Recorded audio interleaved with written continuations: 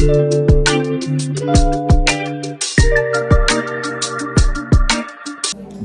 boom, boom, boom. Hey, listen.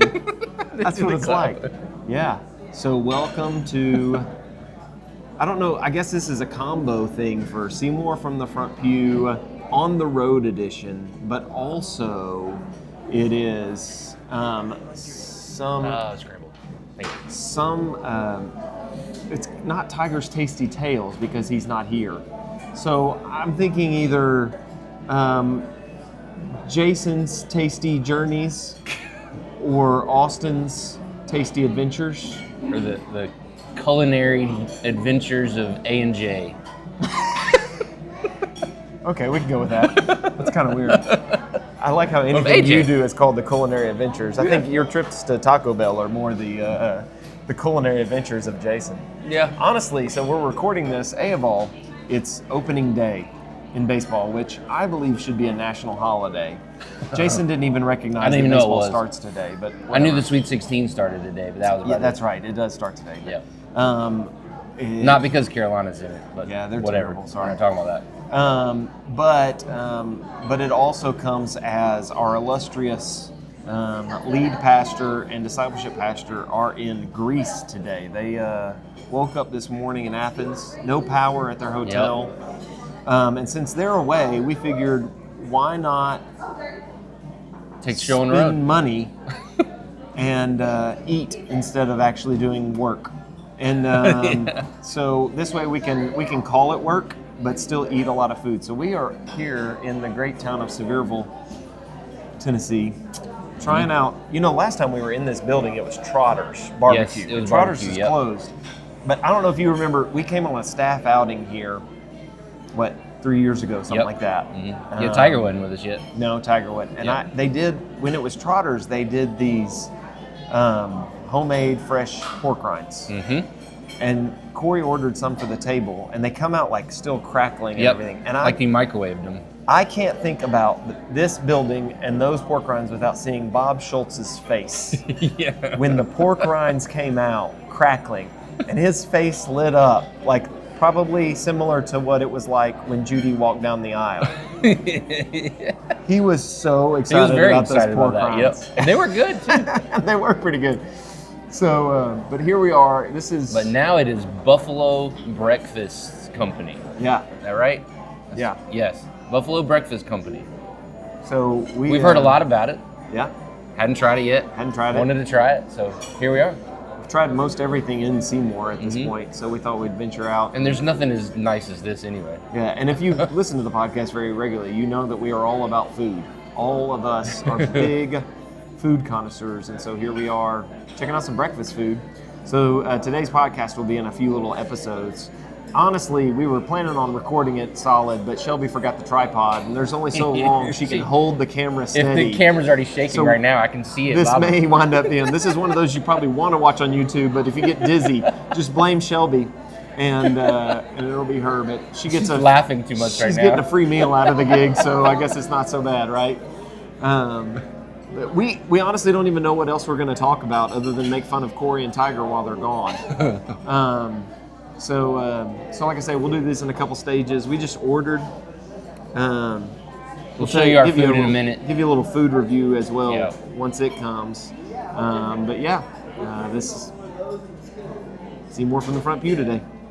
So if you haven't caught on as you've watched through our 4 seasons now, sometimes we're just desperate for what to talk about.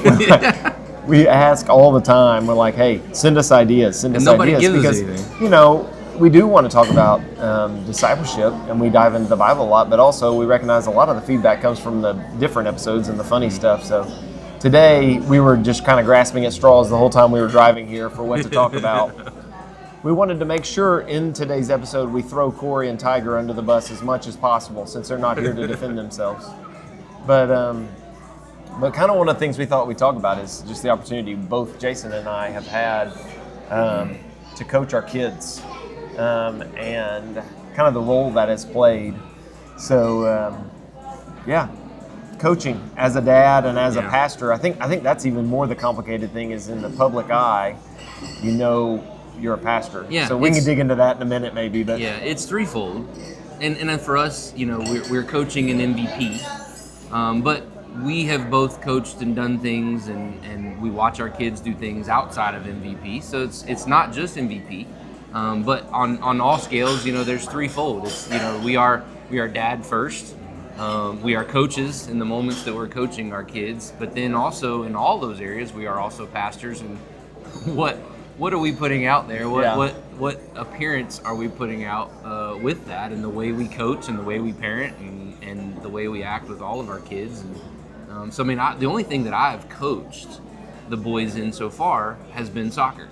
I've watched them play basketball, but I've only coached them do soccer. Now, you've coached basketball, soccer, baseball, and baseball. Yeah. Which one would you say was the hardest for you to coach your kids? So for me, it's been a journey. So Eli, my son, at the time anybody's listening to that, is now 16. So Eli, when he was young and doing sports, I tried to coach him in several sports.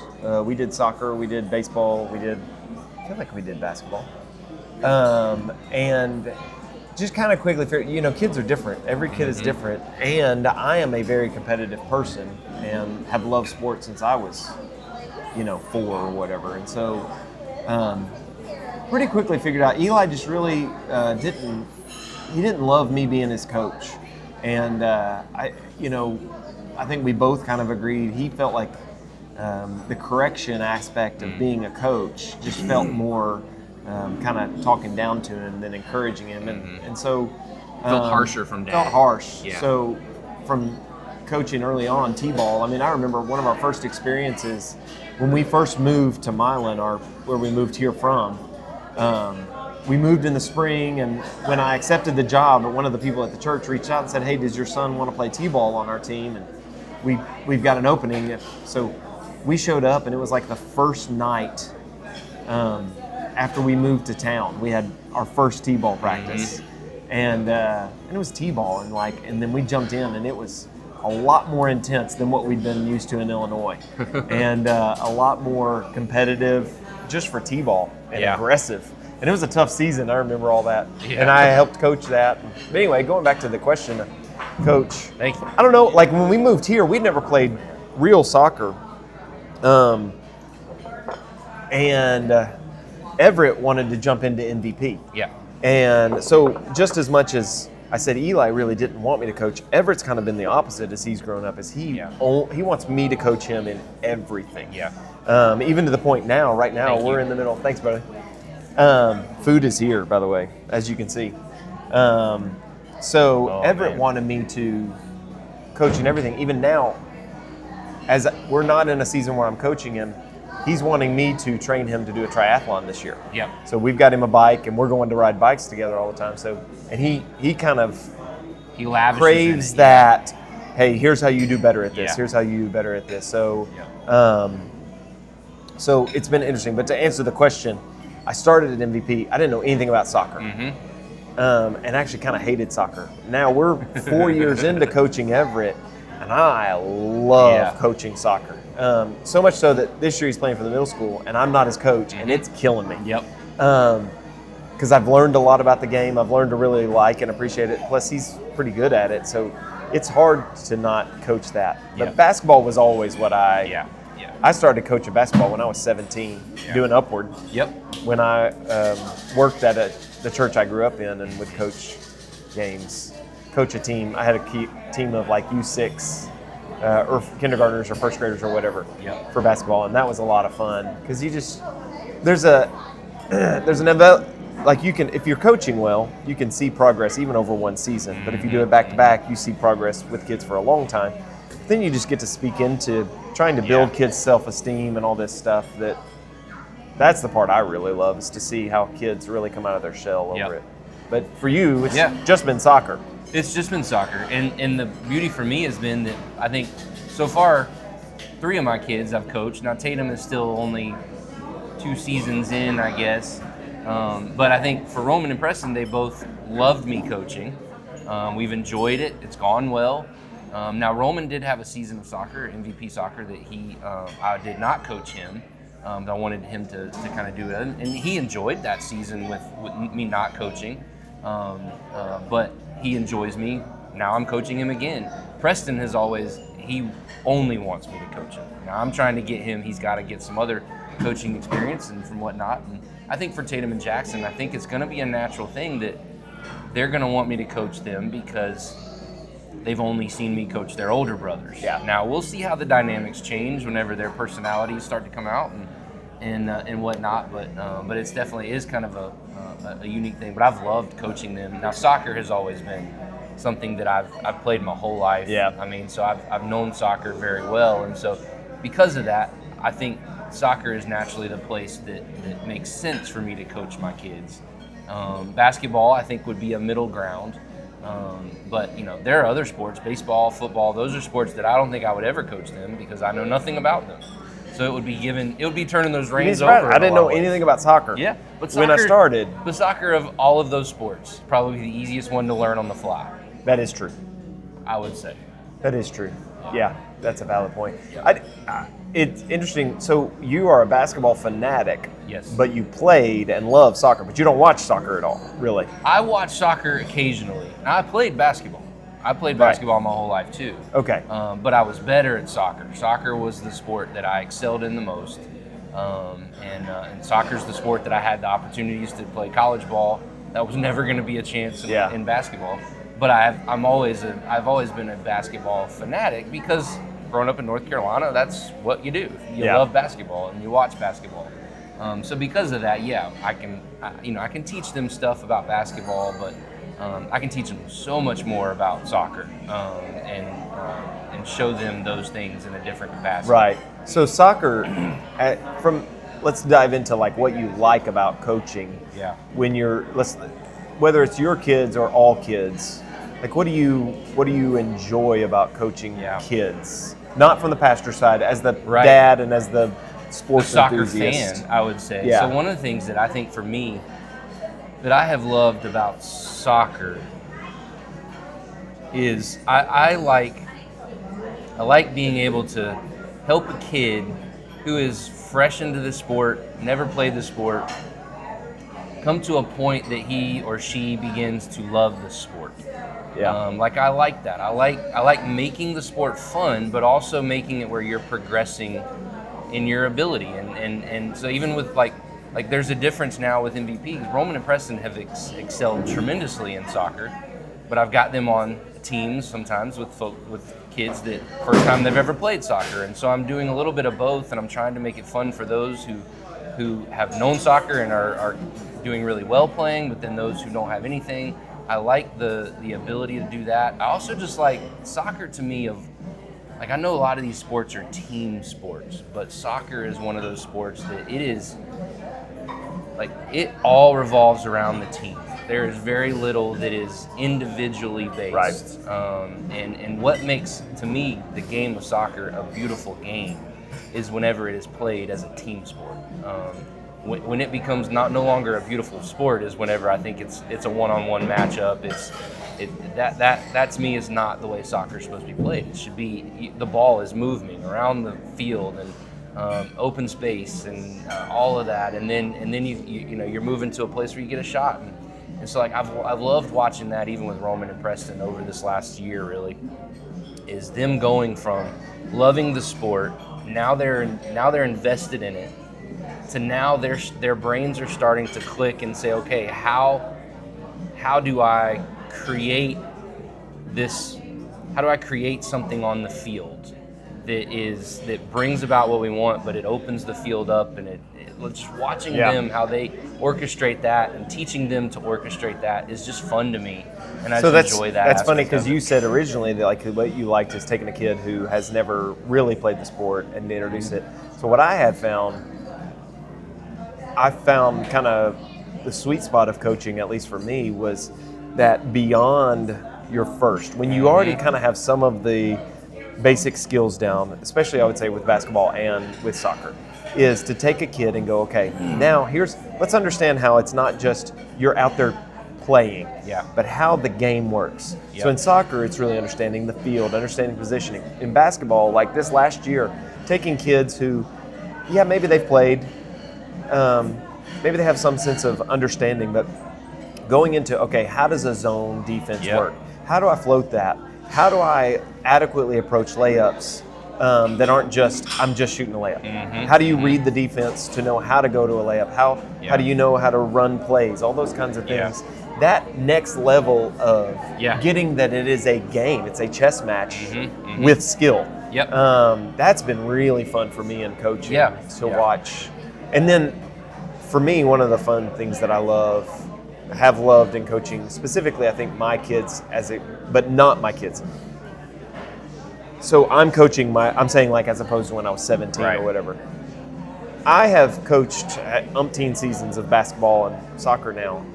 And the number of parents and grandparents who come up to me at the end and go, man, the way you spoke into my child and encouraged them, they have come out of their shell. They're doing so well. And I think that's where that whole like discipleship aspect of being a coach.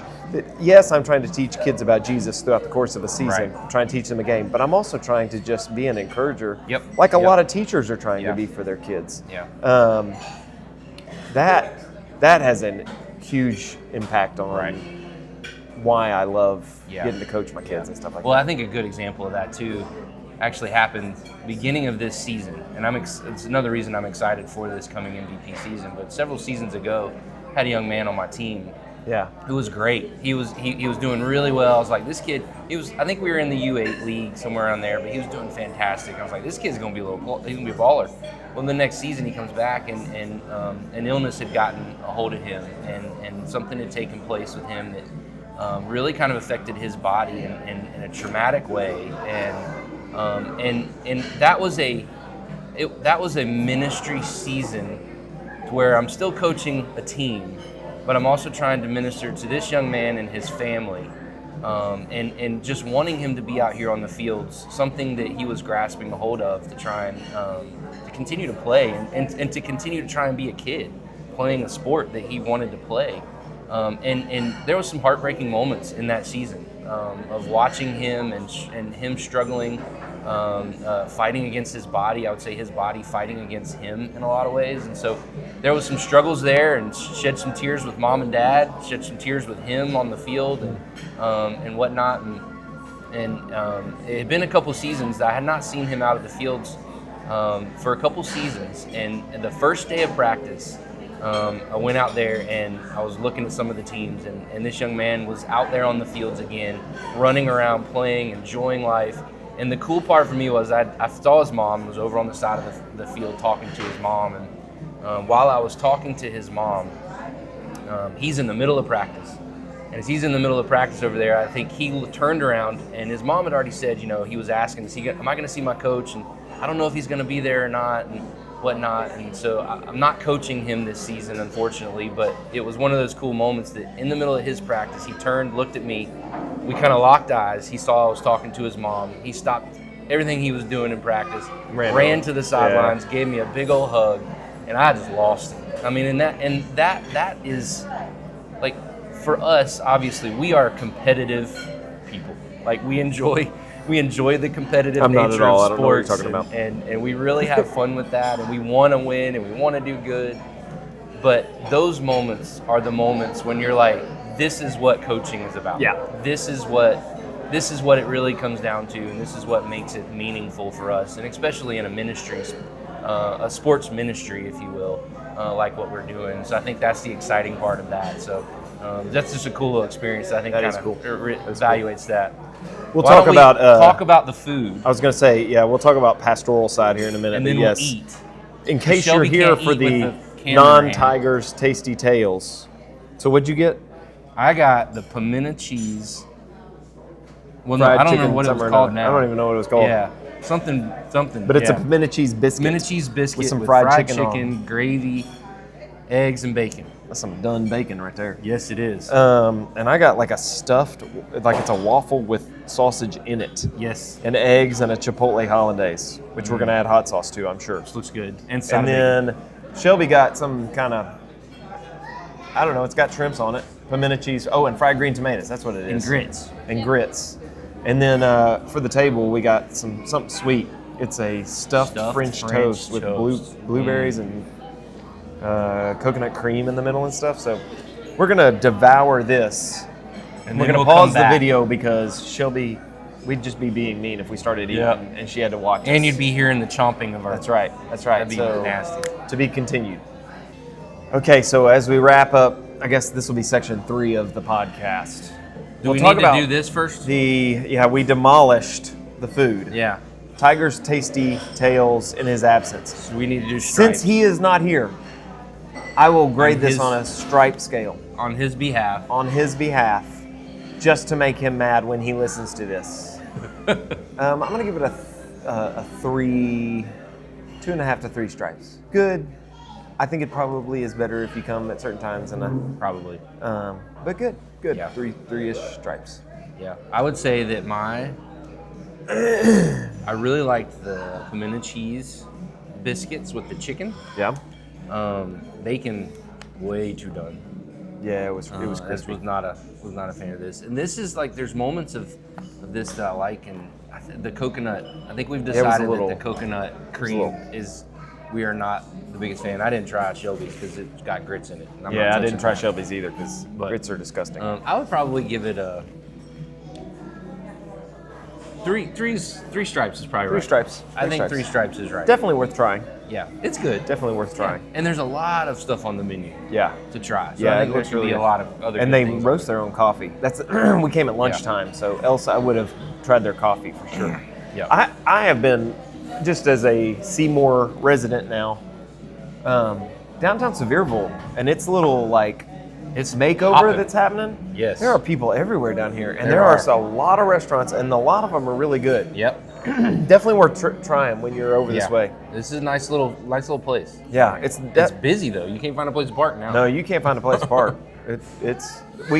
Jason and I had to come to a lunch down here last week, 2 weeks ago. 2 weeks ago, yeah. And had the same problem. Couldn't find a place to park. Tried another restaurant right up the street, and it was fantastic. Yeah, that one. I'm more like 4.5 stripes on that one. Yeah, that place was really good. Yeah. Again, in Tiger's absence, I'll give it 4.5 stripes to a dough scratch-made pizza and pasta. Yep, it was good. But if you're watching this, don't tell Tiger we actually gave it stripes, because we'll never do it again. We'll hear it from Greece. Yeah. So transitioning to, I think, a dual role of what does it look like we talked about what it's like coaching, but specifically as a pastor. And I would say for applying that for any disciple, that when you're coaching your kids or coaching other kids, volunteering in that way, the goal, but also the perception that people have. I've always struggled with, there is sometimes a mentality that people have that to be Christian is not to be competitive. Yep. And so they look at, I remember in high school playing stuff, and people are like, well, you're a Christian, you shouldn't be that aggressive into it. And it's like, well, no, you can still be competitive and still aggressive in sports, and that's not antithetical to Christianity. Right. But coaching, especially when you're talking about, part of coaching is teaching discipline to kids and trying to instill in them an aggression. You got any words to speak to that? Yeah, so I'm sitting here thinking the biggest way that I can explain is when I played sports, my teammates knew I was a believer. We had lots of conversations about that, and that's maybe something for another day, but I can distinctly remember being on the field and there being people, they thought I was going to not be an aggressive player because I was a believer. Yeah. And I can distinctly remember being on the soccer field specifically, and as a defender, defense is one of the most physical places on the soccer field. And as a defender, you've got to be very physical.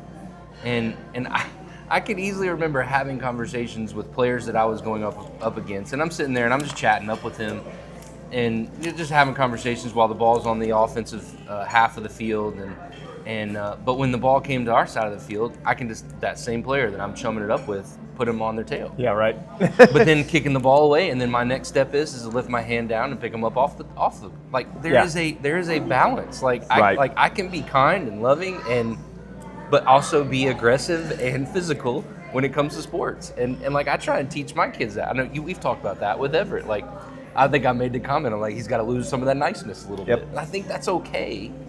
Like it's not giving into, I think a lot of it is how you play in a physical way and how your heart, it's a heart matter. Yeah. You know, if I'm playing with a heart that is angry, mad, mean, spirited, whatever the case is, that's a different story. But if you play with a heart that is, you know, I genuinely love people and I'm going to love people, but I'm going to be aggressive because I want to win. Like there's a difference in the story in that.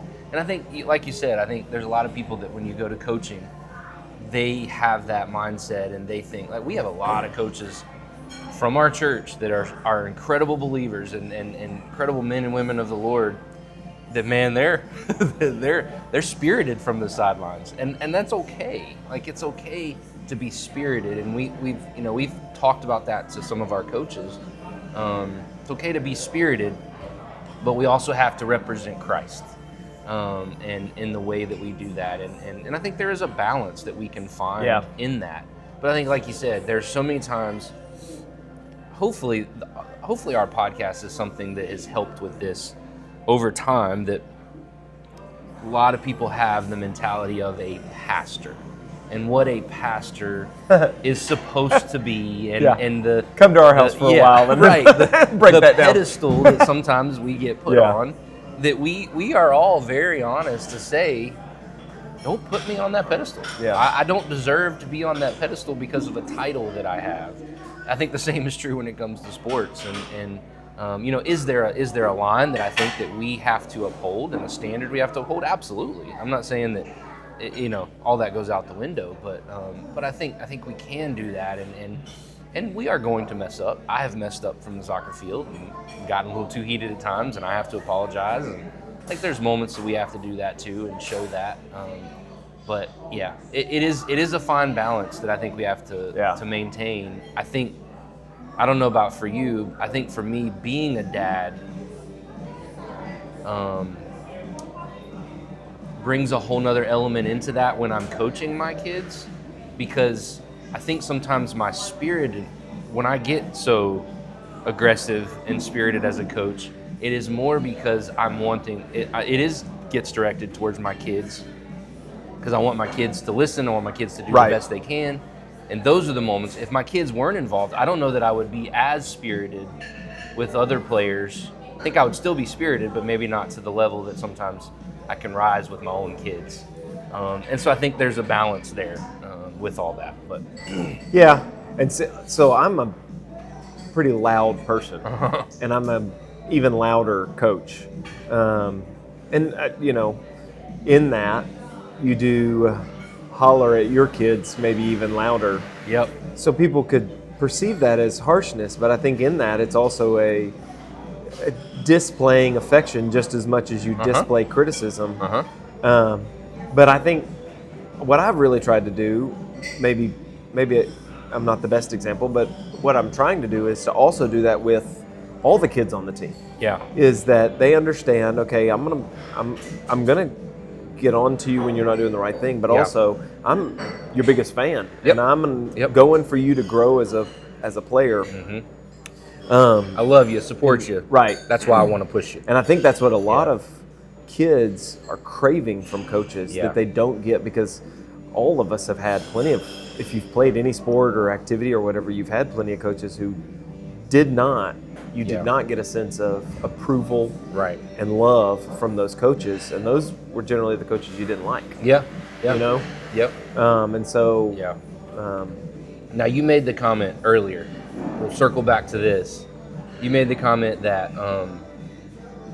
you're now watching Everett and not coaching him, and the challenge that is posed with now you're having to watch and not coach. So again, I'll say this is soccer. So for me, and I'll go back to, our kids are different. You know, I went and watched Eli the other day, And it's different for me in how I approach from the sidelines as a dad, Eli and Everett.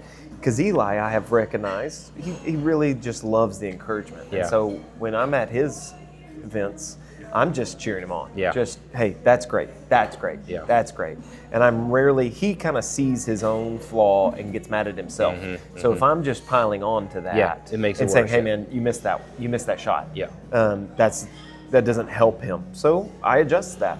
With Everett, on the other hand, he wants that more intentional. He wants the correction. Here is what you're doing wrong. Yeah. So you're asking and Jason's asking this because he knows the answer. Because now, last year I had the first basketball season I've had to watch, which basketball is a lot more kind of my A little more sport. intense than that. And I'm, but now soccer, having to watch him play soccer. Only the second time I've ever not coached. I'm loud. I even said, we were in the car the other day and we were talking about his soccer team and saying, okay, here's some things we need to know. Here's some things you need to know about your team, blah, blah, blah, blah, blah. I said, can you hear me from the stands telling you, where the holes in the defense are? He said, Dad, everybody on the field can hear you. I'm like, well, maybe they learn a thing or two. But yes, so I'm very loud. I can't sit still. I get a kick. Benji Smith, from Shiloh.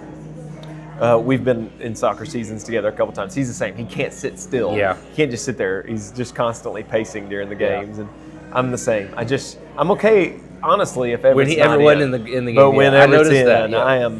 I'm pacing, seeing the field. Of course, at that middle school level, we've talked about it, but for podcast listeners, soccer is so much more. You've got to get field awareness at some point. And I would have assumed that kids have field awareness by the time they get to middle school, and that's not always true. And they don't always have that, And they don't. So I'm trying to holler field awareness and stuff like that. But so I'm loud from the stands.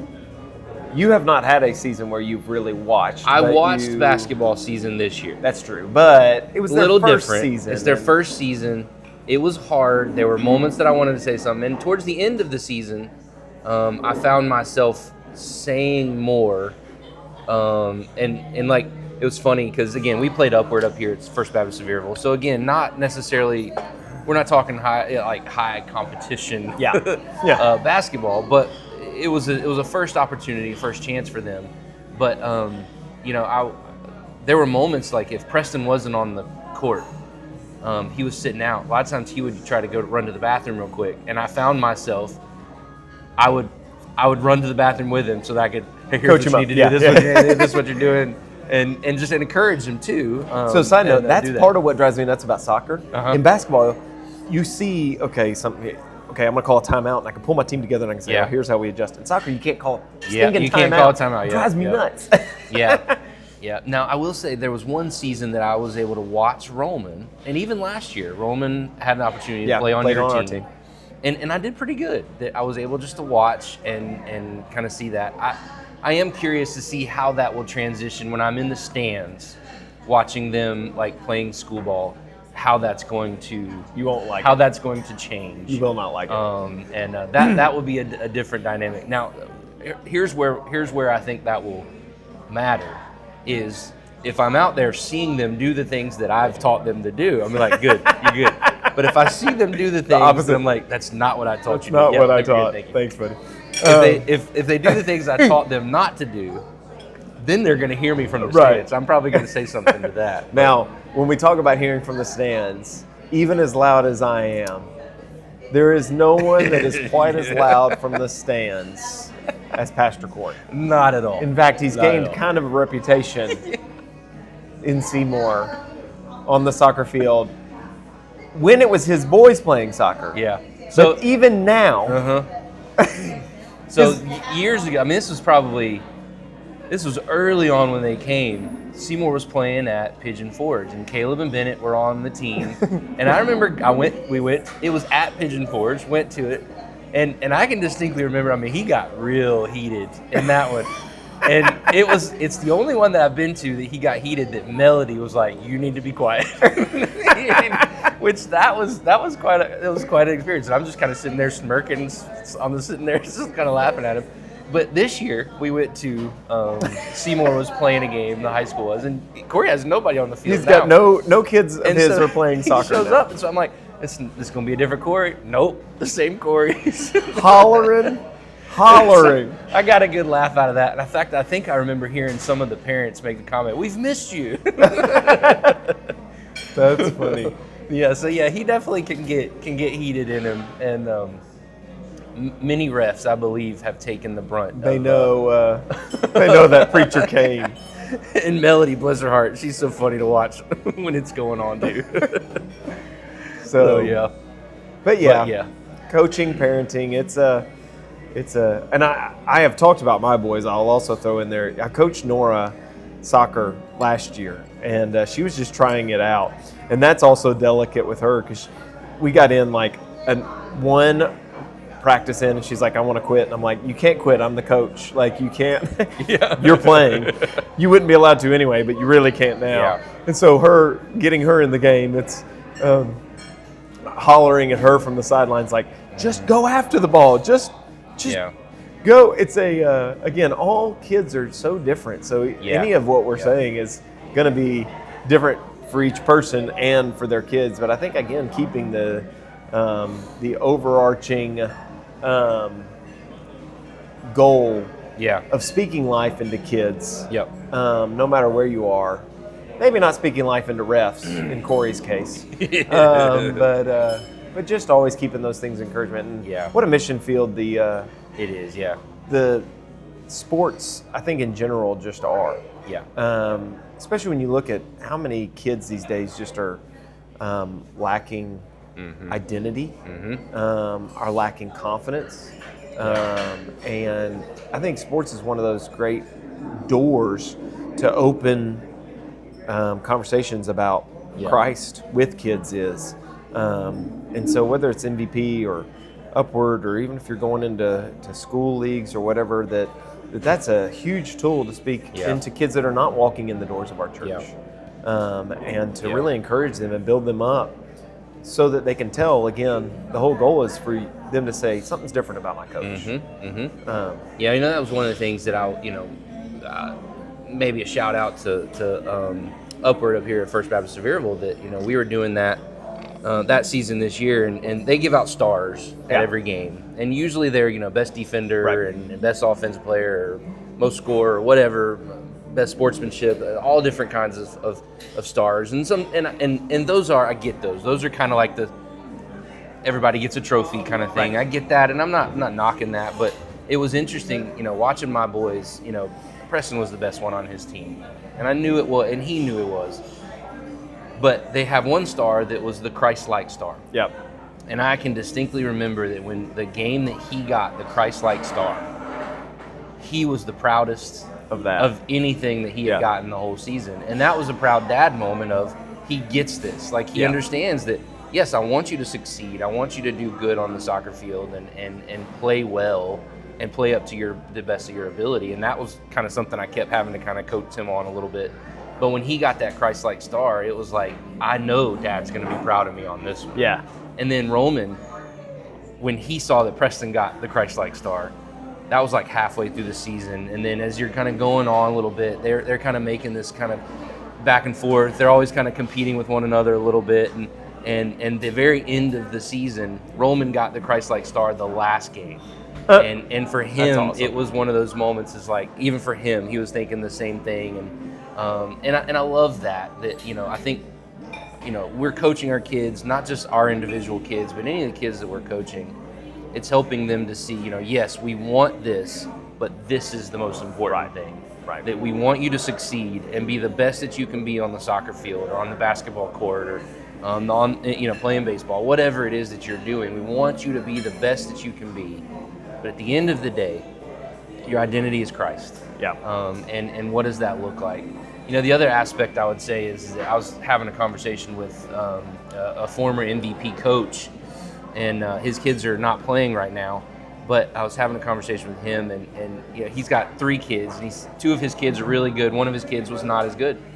And he said, I'm used to seeing my older kids, my other kids doing really well, and he said, I've got one that, never scored, and He had Yes, never sir. scored, and here we go. We've got his daughter scored her first ever goal, and he said, and I'm kind of holding back because I know I'm coach.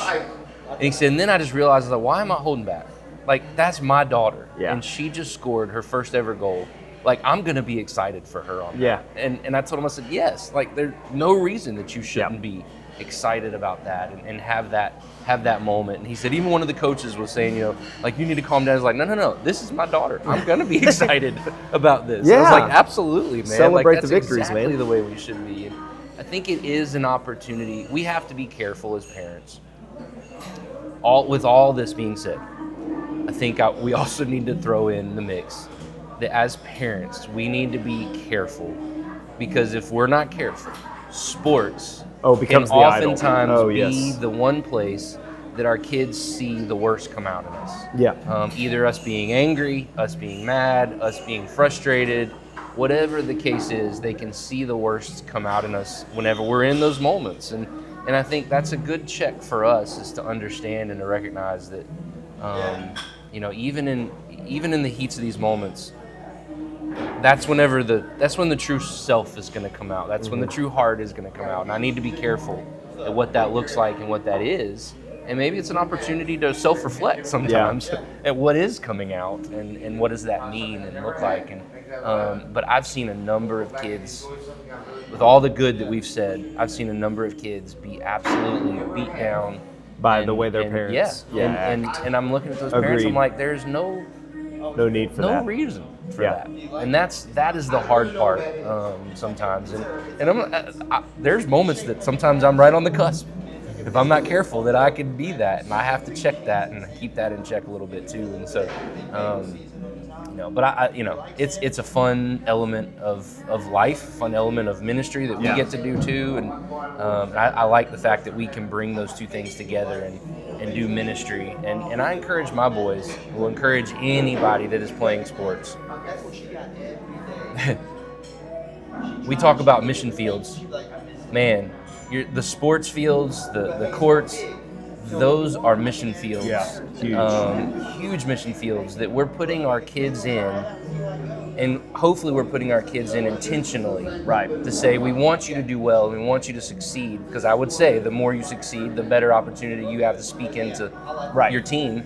But even beyond that, the having the opportunity to go into those sports those different team elements and speak truth and show love and compassion and bring the gospel of Christ into that. Yeah. Well, cool. Well, I think we've exhausted our time here and ate all the food and everything. So they're not kicked us out yet. They're getting close. That's right. They're about to close. So this has been Seymour from the Front Pew. As always, let us know what you think, and we'd appreciate hearing back from you guys. And thanks for tuning into this one. And fun. that's it. We'll see you later.